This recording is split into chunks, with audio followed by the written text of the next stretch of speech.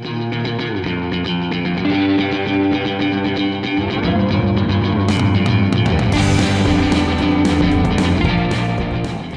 les bookpods, je vous retrouve aujourd'hui pour une nouvelle vidéo. Je vous propose donc de commencer sans plus tarder et aujourd'hui je vais vous parler de la collection Twisted Tales. Alors si vous ne connaissez pas cette collection, elle est donc publiée chez Hachette Heroes. C'est une collection qui va reprendre donc les contes Disney que l'on connaît. Dans ces contes-là, un seul événement va changer. Et ça va faire une histoire totalement différente de celle qu'on connaît. Donc je trouvais le principe super cool parce que c'est toujours agréable de relire les contes Disney que l'on connaît, qu'on a aimé, et voir ce que ça aurait pu donner si ça s'était passé autrement. Je vais vous les présenter dans l'ordre dans lesquels je les ai lus. Le premier que j'ai lu, il s'agit donc de Histoire éternelle, c'est-à-dire l'histoire donc de La Belle et la Bête qui a été écrit par Liz Braswell. Petit plus, vous allez voir, je trouve que les couvertures sont juste absolument magnifiques et clairement c'est ce qui m'avait donné envie de le lire. En plus que c'était une réécriture de conte, c'est vrai que la couverture m'avait beaucoup attirée et donc j'ai pas cherché et j'ai foncé. En fait, dans cette histoire, si vous voulez tout savoir, l'événement qui va te faire que l'histoire va être complètement différente, c'est que en fait Belle va apprendre que la personne qui a jeté la malédiction sur la bête, donc pour qu'elle se transforme en bête, en fait c'est sa mère qui était l'enchanteresse du pays. C'est alors que du coup Belle va essayer de comprendre pourquoi sa mère a lancé cette malédiction sur le château et sur ses habitants, et surtout s'il est possible de défaire cette malédiction. C'est vrai que je m'étais dit encore une histoire, une réécriture, on verra ce que ça donne, mais c'est vrai que j'ai craqué parce que j'aime beaucoup La Belle et la Bête, et finalement je n'ai pas été déçue car j'ai vraiment beaucoup aimé. Ce que j'ai beaucoup apprécié, c'est qu'on retrouve du coup tous les personnages que l'on connaît, ils sont vachement fidèles au Disney, j'ai envie de dire, par rapport à leur caractère, etc. Donc ça c'est plutôt cool, on n'est pas trop dépaysé. Et pour ce qui a été rajouté, je dirais que vraiment c'était super bien écrit, c'était super bien intégré dans l'histoire, à croire que en fait c'est ça l'histoire de base. Franchement je trouve que Liz Braswell a vraiment bien géré son coup et a réussi à vraiment intégrer sa vision des choses dans l'histoire de base et c'était vraiment agréable à lire. Le seul petit bémol, ce que j'aurais aimé, c'est que le méchant de l'histoire, je vais pas vous dire qui c'est pour éviter les spoils, c'est que j'aurais aimé que le méchant de l'histoire soit vraiment méchant. En fait, j'aurais aimé que on sorte un peu de ce côté conte mignon, etc. et que on rentre un peu dans quelque chose de plus réaliste, de plus méchant. Surtout que j'ai trouvé ça vraiment dommage parce que je trouve que c'est le personnage, donc le méchant, qui est le moins exploité de tous. Il aurait mérité qu'on en apprenne plus sur lui, qu'il soit beaucoup plus exploité, surtout qu'il était très intéressant. Il commet énormément d'horreurs sur certaines personnes, c'est pas quelqu'un, c'est pas quelqu'un de gentil, mais voilà, j'aurais aimé qu'il soit un peu plus creusé, un peu plus approfondi, il l'aurait mérité. Sinon, ça n'a pas du tout gâché ma lecture, bien au contraire, j'ai savouré ce livre et c'est là que je suis tombée dans les bras de la collection Twisted Tales et que je n'ai plus pu m'en séparer. Je continue du coup avec le deuxième livre que j'ai lu toujours dans la même collection, forcément il s'agit de Ce rêve bleu, toujours écrit par Liz Braswell, et ici on va donc suivre l'histoire de Aladdin. Alors, pour l'histoire, imaginez un peu que Aladdin n'ait pas réussi à attraper la lampe magique, n'ait pas eu besoin de l'aide du génie pour sortir de sa grotte et surtout qu'il n'est pas devenu le prince Ali. Et donc imaginez maintenant que Jafar soit devenu le sultan de Agrabah grâce aux vœux du génie. Franchement je pense pouvoir dire que c'est mon préféré, voire un de mes préférés, parce qu'il y en a quand même un deuxième que j'ai beaucoup aimé. Alors c'est vrai qu'au début de ma lecture j'étais un peu dépitée parce que en fait les premières pages c'est copier-coller du Disney, les dialogues sont les mêmes, ce qui se passe ce sont les mêmes, vraiment il n'y a pas grande originalité, donc c'est vrai que quand on commence la lecture on se dit juste mais c'est normal, je l'ai déjà lu, c'est un peu bizarre.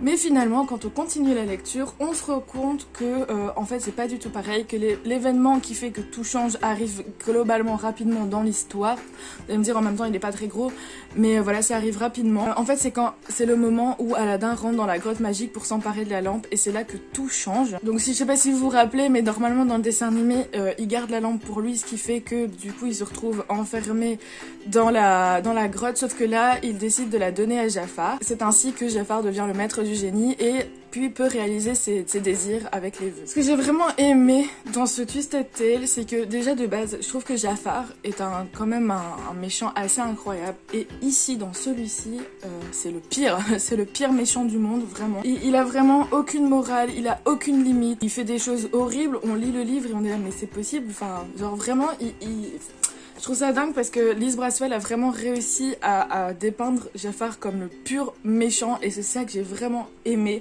parce que ça donne vraiment une dimension tout autre à l'histoire, donc par rapport à celle que l'on connaît. Celle-là la rend plus sombre, plus tragique. Mis à part ça, donc Jafar qui a son potentiel méchant qui a explosé fois 1000, on retrouve du coup forcément Jasmine et Aladdin, et eux, leur caractère n'a pas forcément changé par rapport au conte d'habitude. Je dirais juste que Jasmine est devenue encore plus forte et plus indépendante qu'elle ne l'est.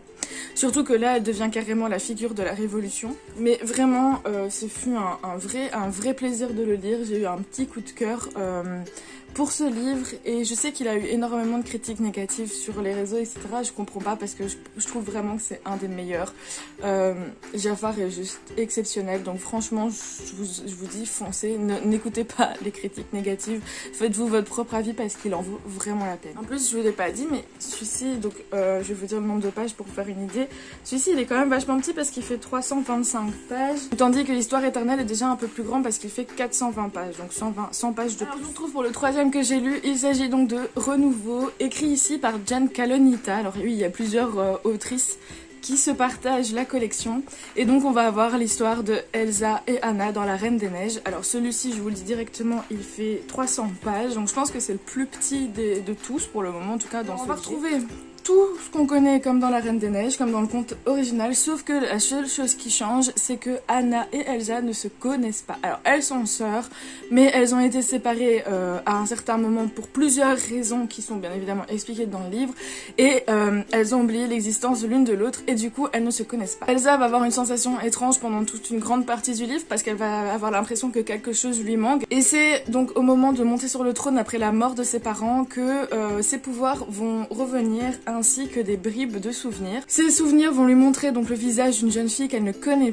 pas, et elle va se rendre compte au fond d'elle qu'en fait si elle la connaît et que ce n'est pas une inconnue, et elle va essayer de retrouver cette jeune fille qui lui fait quand même un effet vachement bizarre et un effet de déjà vu. C'est vrai qu'ici donc l'autrice a changé, pourtant l'écriture je trouve est relativement la même. Alors on voit qu'il y a quelques différences forcément vu qu'une autrice n'est pas l'autre. Maintenant je trouve que ce n'est pas un énorme changement, donc on n'est pas vraiment dépaysé, la trame reste la même, c'est-à-dire reprendre le conte original et changer un événement.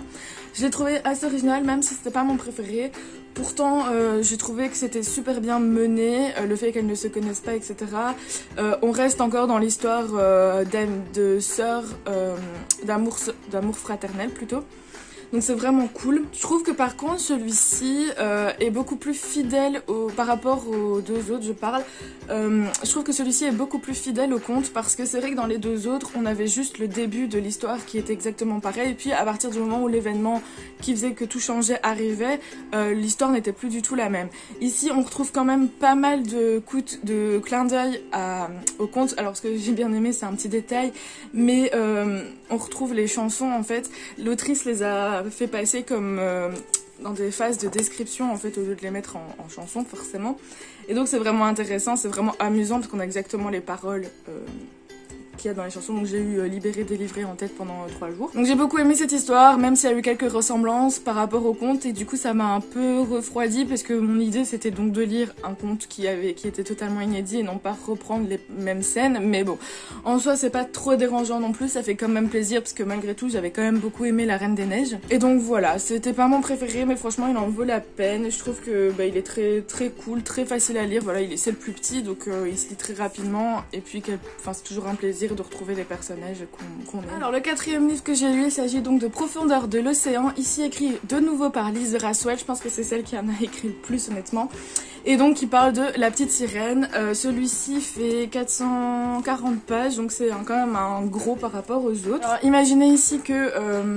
Ariel n'a pas réussi à vaincre Ursula, et que Ursula a réussi à se marier avec Eric, que Ursula garde prisonnier le père d'Ariel toujours, et qu'elle a toujours sa voix. Voilà, donc c'est un peu... imaginez que la fin qu'on connaît dans La Petite Sirène ne s'est pas passée comme prévu, et qu'en fait Ariel a complètement perdu. 5 ans après, donc Ariel est la reine d'Atlanta, vu que son père n'est pas là. Elle le remplace parce que ça a été un peu décidé par ses sœurs qui ont voulu la punir d'avoir foutu un peu le bordel dans l'océan, etc. avec ses idées de retrouver un prince humain. Donc elle a été obligée de prendre la place de son père disparu. En fait elles savent pas s'il est mort, s'il est en vie, voilà, ils savent pas trop. Et c'est justement quand elle apprend que son père est vivant qu'elle décide de retourner sur Terre pour le sauver et donc de reprendre sa revanche sur Ursula. Alors ici c'est pas vraiment celui que j'ai préféré, même si finalement j'adore la petite sirène. J'ai beaucoup aimé la façon dont l'histoire tournait, la façon dont Liz Braswell l'a réinventé, mais j'ai trouvé que tous les problèmes auxquels Ariel se confrontait, ils se résolvaient beaucoup trop facilement. Alors vous allez me dire oui c'est un roman etc, mais il y avait des moments où c'était pas très réaliste, c'était beaucoup trop facile. En fait ce qui m'embête dans certains romans c'est quand les auteurs font des personnages un peu cheatés, des méchants un peu cheatés en mode ils sont super méchants, ils ont plein de pouvoirs etc, et puis que la personne devant ces méchants là est en mode normal, pas très puissante mais quand même un peu, enfin vous voyez, et qu'elle arrive en un claquement de doigts à les détruire. C'est un peu facile quoi, donc c'est un peu ce qui s'est passé ici, parce que j'ai trouvé que du coup dans ce tome, encore une fois, Cruella, donc qui représente la méchanceté, la cruauté à l'état pur, elle était vraiment hyper représentée comme la méchante, comme la cruauté, je me répète, mais vraiment c'était vraiment comme Jafar, elle a pris en level méchant, et pour moi c'était beaucoup trop facile de contrecarrer ses plans, alors que bon elle a quand même, enfin ça part quand même du fait que Ursula a réussi à mettre son plan de base en marche et a réussi à détruire Ariel, on va dire. Donc bon, que tout d'un coup 5 ans après Ariel se réveille et réussisse à la battre, c'était un peu facile. Après c'est un des seuls points positifs, un des seuls points négatifs que j'aurais à dire. C'est clair que ça n'a pas non plus bousiller ma lecture quand même. J'ai beaucoup aimé retrouver tous les personnages. Donc comme je disais, la petite sirène c'est aussi un de mes Disney préférés, donc forcément retrouver Polochon, Sébastien ou Eureka. Et là plus vieux et plus sage vu que ça se passe 5 ans après les événements de base. J'ai trouvé ça super cool, surtout que l'autrice les respecte vraiment par rapport à ce qu'on connaît d'eux. Alors on retrouve Ariel, et là j'ai trouvé que l'exploitation du personnage était vraiment bien, parce que c'est vrai que Ariel dans le conte de base elle est fort intrépide, fort jeune, fort naïve, elle fonce, elle réfléchit pas trop aux conséquences, et là on voit que le fait déjà que ça se passe 5 ans après, le fait qu'elle ait dû prendre la place de son père sur le trône, ça l'a un peu calmée, elle a pris en maturité, elle prend son temps, elle réfléchit, elle est moins intrépide et moins de tête brûlée, et elle se rend compte des conséquences. Elle garde toujours son caractère bien trempé comme on aime, et franchement c'est ça que j'ai bien aimé. C'est vraiment le traitement des personnages. Et Eric par contre, autant dans le Disney de base je l'aime bien, mais là je l'ai trouvé vraiment fade. J'ai pas du tout aimé la tournure qu'il a pris dans ce livre. Donc sinon en conclusion je peux dire que j'ai beaucoup aimé quand même ma lecture. Encore une fois j'ai toujours plaisir de retrouver les personnages et les contes que je connais. Après c'est clair que c'était pas mon préféré à cause des quelques incohérences et facilités scénaristiques que j'ai pu trouver. Et aussi par rapport à Eric, mais bon voilà, je vous le conseille quand même si vous aimez La Petite Sirène, parce que c'est vraiment un très bon livre. Alors celui-ci vous allez même pas être étonné, je pense que j'en avais déjà parlé, et puis même si vous me suivez un peu sur les réseaux et sur cette chaîne YouTube, vous avez vu que j'étais ultra fan, vous pouvez même le voir ici. Il s'agit bien évidemment de la réécriture de Peter Pan, tout droit jusqu'au matin, encore une fois écrit par Liz Braswell. Comment vous dire, donc ici imaginez un peu que ce n'est pas Peter Pan qui amène Wendy au pays imaginaire, mais que Wendy arrive à aller au pays imaginaire par ses propres moyens grâce au capitaine Crochet. Donc Peter Pan a perdu son ombre comme dans le Disney de base, sauf qu'il ne vient jamais la chercher. 4 ans après l'avoir perdue, Wendy n'en peut plus, elle est dans cette phase où ses parents veulent absolument qu'elle devienne adulte, alors qu'elle adore écrire des histoires, les raconter, etc. Et elle veut aller au pays imaginaire et elle attend Peter, mais Peter n'arrive pas, et du coup elle décide de prendre son avenir en main et de passer un pacte avec le capitaine Crochet. En échange de donner l'ombre de Peter Pan au capitaine, le capitaine va amener Wendy au pays imaginaire. Sauf que ça ne va pas se passer comme ça, évidemment. Le capitaine Crochet, qui est un méchant, comme on en a vraiment marre de Peter Pan, et donc va utiliser l'ombre de Peter Pan pour accomplir ses desseins, c'est-à-dire il va utiliser l'ombre pour détruire Peter Pan et aussi détruire le pays imaginaire, parce qu'il en a marre. Wendy va se rendre compte de sa connerie et va être aidée de Clochette dans sa quête, va essayer donc de sauver l'ombre et par conséquent de sauver Peter et le pays imaginaire. Vous allez trouver ça ultra bizarre, peut-être, parce que d'habitude je suis pas très objective en ce qui concerne Peter Pan, mais là j'ai quand même été, c'est pas mon préféré. Voilà, alors déjà de base j'ai quand même beaucoup de mal avec Wendy parce que je trouve que c'est un personnage assez chiant, pardon le du terme, mais c'est vrai. Après Clochette je l'aime bien aussi, mais c'est vrai que parfois elle me saoule dans le Disney de base, mais en vrai elle est chouette. C'est surtout Wendy qui me pose problème, et là quand j'ai vu que c'était une réécriture complète avec Wendy comme personnage principal, J'étais pas super emballée, mais je me suis dit pourquoi pas, on va voir. Donc Liz Braswell, c'est pas le premier qu'elle écrit, elle m'a déjà beaucoup surprise, donc on va voir ce que ça donne. Wendy m'a énervée dès le début du livre parce que je l'ai trouvée très plaintive, très gnangnan, très incompréhensible. Elle a des actions qui sont... je la trouve très contradictoire avec elle-même en fait. Elle va râler parce que elle ne veut pas grandir, elle en a marre de... Elle veut juste raconter des histoires, elle veut rester une enfant, etc. Elle veut pas devenir femme au foyer, enfin elle veut pas devenir... de base comme les mères à l'époque, enfin comme les femmes à l'époque, soit devenir mère et femme au foyer, soit devenir vieille fille, enfin voilà, elle aspire à plus. Mais dans un sens, quand elle arrive au pays imaginaire, elle n'arrête pas de se prendre pour la mère des enfants perdus, elle fait leur lit, enfin vous voyez, donc c'est un peu contradictoire avec tout ce qu'elle dit et tout ce qu'elle pense, parce que d'un côté, donc elle ne veut pas être femme au foyer, et quand elle arrive au pays imaginaire, c'est ce qu'elle fait. Donc ça m'a un peu saoulée, je me dis sois cohérente avec toi-même un peu. Après je voudrais quand même dire que son évolution est quand même intéressante parce que c'est vrai qu'elle est forte comme ça au début et puis au fur et à mesure du livre, elle se rend compte que finalement sa vie n'est pas bouchée, qu'elle n'a pas que deux options, soit finir mère, soit finir vieille fille, et qu'elle a plus de choix que ce qu'on lui dit, et donc c'est plutôt intéressant de voir le moment où elle s'en rend compte. Un truc un peu improbable, c'est que du coup dans celui-ci, Clochette et Wendy vont s'allier, elles vont devenir amies, chose qui est juste incroyable parce que je sais pas si vous vous rappelez, mais dans le conte de base, Clochette est hyper jalouse de Wendy et ne l'aime pas du tout. Je sais pas si je vous ai dit combien il faisait, il fait quand même 450 pages, donc c'est aussi un gros bébé.